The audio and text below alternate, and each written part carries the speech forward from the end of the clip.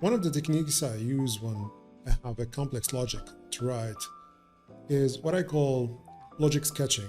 And here how it looks like. So suppose I have like a service to import sales orders from a third-party system. So what I start with, just the call of unit of work of the import, I mean the first call of the import, and say that I start with connecting to the API, assuming that I'm connecting to a third-party system, and then collecting the sales orders from that third party.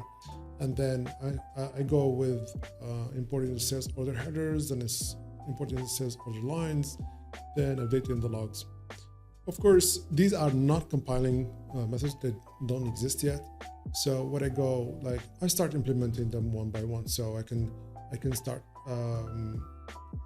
implementing the connect to API. Then I start, doing also the election of sales orders.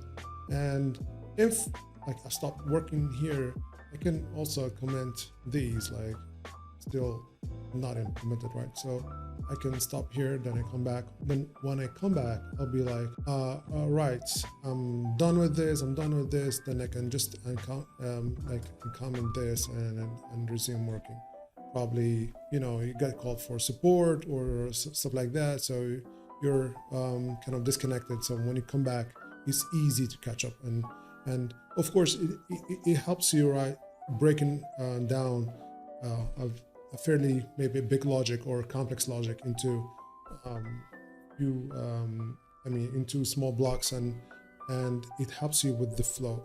Try it and let me know how did it go for you. See you in the next one.